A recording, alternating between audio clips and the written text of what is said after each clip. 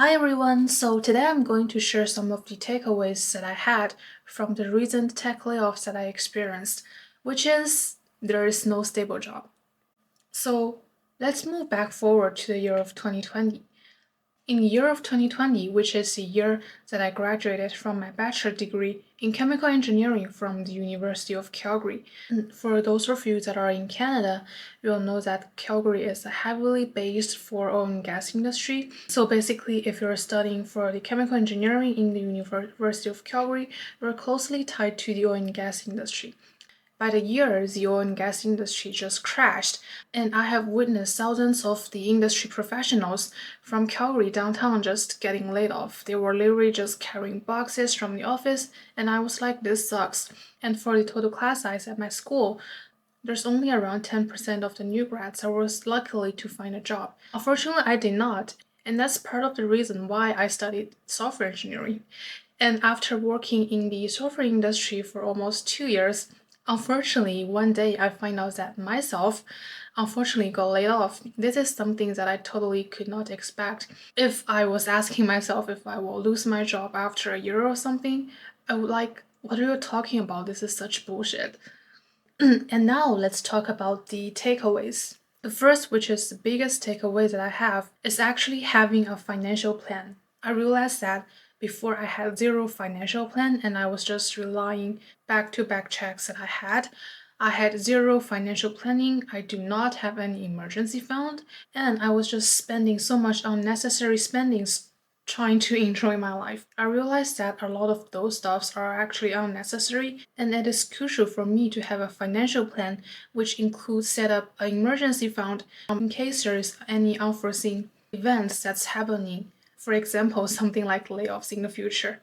And because I did not have any emergency fund or financial planning, I was so panicking after I getting the notice that I got laid off. I was like, how am I supposed to pay my rent? And I was so stressing out trying to find the next job before the severance package will be paid off. And the second is to stay up to date with the industry trends. Especially in the tech industry, things can change so quickly, and there are so many new technologies that are evolving.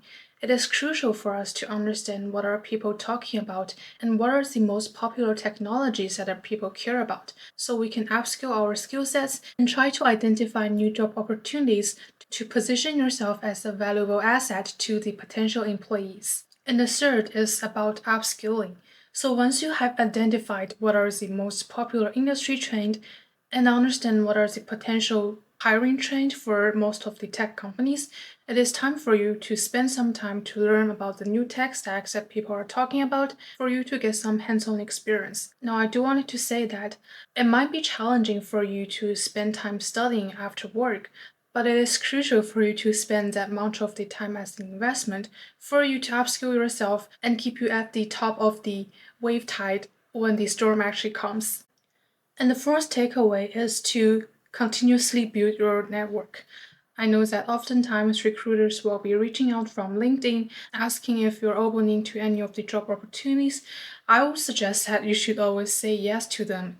This doesn't mean that you're jumping from your job to another job immediately, but this would open the door to meet some new recruiters, to know more companies, and in case that you're back to the job market again, if you have this sort of connections there already, it will be way more easier for you to knock the door. So attend more networking events such as the local conferences, meetups, and know more people that are working with you in the same industry would really help for the future job referrals and opportunities.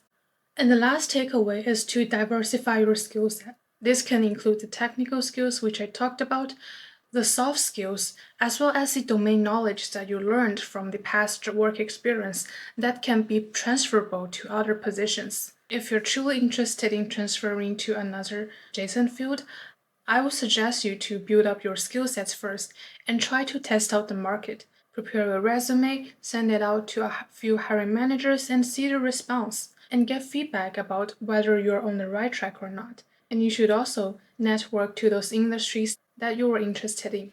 That's all of the takeaways that I wanted to share.